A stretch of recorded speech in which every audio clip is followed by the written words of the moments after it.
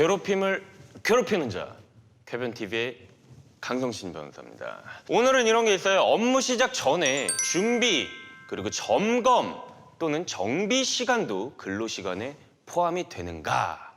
이런 건데 이런 사례가 있어요. 우리 회사에선 교대 근무 제도를 운영하고 있는데 뭐 공장 같은 경우가 보죠.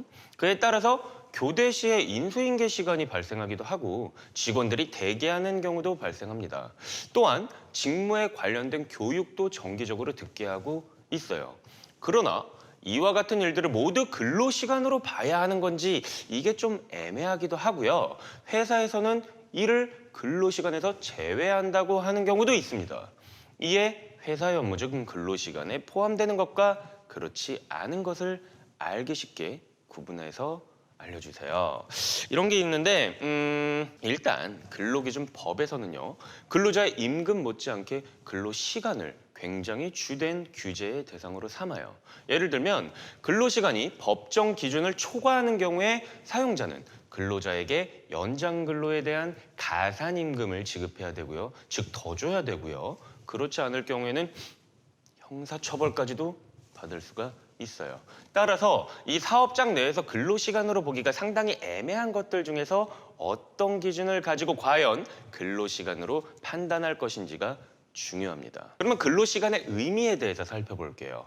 근로기준법상 근로시간에 관한 명시적인 정의 규정은 없고 법원 판례를 통해서 근로시간의 의미가 구체적으로 판단이 되고 있는데 판례는요. 근로시간을 근로자가 사용자의 지휘, 감독 아래 근로계약상의 근로를 제공하는 시간으로 정의하고 있어요. 여기서 유의할 점은 사용자의 적극적이고 구체적인 지시 명령뿐만 아니라 암묵적인 지시 명령도 사용자의 지휘 감독에 포함될 수가 있고요. 근로계약서에 써져 있는 근로가 아닌 경우라도 본래의 업무와 직접적, 간접적인 관련성이 있다면 근로계약상 근로로 인정될 수 있습니다. 또한 현실적으로 근로를 하지 않더라도 시간적이나 장소적으로 구속이 되어 있다면 이 근로자가 해당 시간을 자유롭게 이용할 수 없는 경우이기 때문에 근로를 제공한 것으로 본다는 점도 중요해요. 그러면 근로시간이 문제되는 몇몇 주요 사례들을 살펴볼게요. 근로시간의 인정과 관련해서 실무적으로 문제가 되는 주요 사례는 이런 것들이 있는데 첫 번째, 업무시간 전후에 이루어지는 회의. 예를 들면 9시 출근이야. 근데 8시 반에 나와가지고 회의해. 이런 거.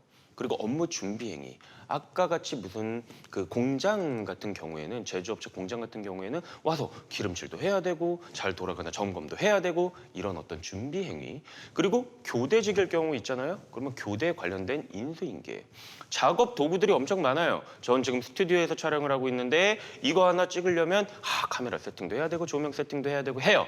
이러한 준비 점검, 정비 시간, 정리, 정돈 등이 사용자의 지휘 감독 하에 의무적으로 이루어지는 경우에는 그 시간은 근로 계약서에 써져 있는데 근로가 아니라 하더라도 근로시간에 해당이 됩니다. 그리고 근무시간 이외에 행해지는 그런 거 있잖아요. 뭐 연수라든지 뭐 행사라든지 교육활동이라든지 이런 것들이 근로계약이나 취업규칙에 의무로 규정되어 있어요. 안 나가면 안 된다라는 거야.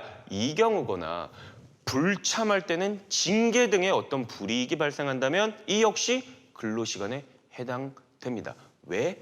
지휘 및 감독을 받는 거나 다름없잖아요. 그리고 둘째, 일이 없어서 그냥 대기하는 시간. 나는 일을 원해. 그렇지만 일이 없어. 그래도 어쩔 수 없이 대기하는 거야. 그리고 계속적 근로가 아니라 비계속적, 띄엄띄엄 근로하는 근로의 대기 시간. 손님이나 일감을 기다리는 것이 주 업무인 대기 시간. 그리고 전화를 받거나 업무 진행에 감시 의무가 있는 대기 시간 등은 근로시간에 포함이 될 수가 있겠죠. 그래서 휴게 시간의 경우에도 근로자가 사용자의 지휘 감독에서 벗어나서 그 시간을 자유롭게 이용할 수 있도록 제도적으로 보장이 되어 있지 않다면 이는 법적으로는 엄밀히 휴게 시간이 아닌 근로 시간에 포함이 될 수가 있어요. 그리고 셋째, 숙직. 숙직 근무. 요즘에 뭐 아파트 경비원분들 뉴스 많잖아요.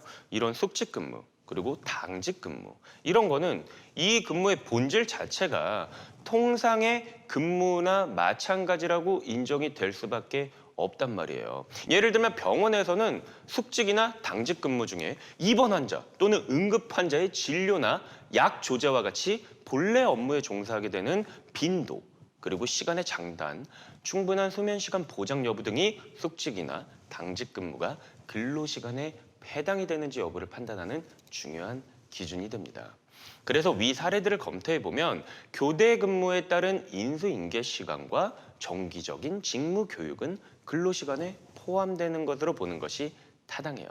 그러나 이 회사에서의 대기 시간을 근로시간으로 볼 것인지의 문제는 우리가 조금 더 생각을 해봐야 되는데, 일반적으로 이루어지는 근로를 하지 않고 근로자가 자율적으로 휴게를 취하고 있는 대기 시간 그 자체, 즉 휴게 시간의 성격을 가지는 대기 시간은 근로시간에 포함되지 않지만, 이 대기 시간이 회사의 요청이나 지휘, 감독 하에 긴급한 업무 등을 목적으로 대기하는 시간은 근로시간으로 볼 수밖에 없습니다. 참고로 근로기준법 제50조 제3항에는 근로시간을 산정하는 데 있어서 작업을 위하여 근로자가 사용자의 지휘감독 하에 있는 대기시간 등은 근로시간으로 본다라고 규정을 해서 특별한 사정이 없는 한 이 대기시간을 근로시간으로 규정하고 있으므로 회사 역시 직원들의 근로시간 관리에 있어 보다 세심한 주의가 필요합니다.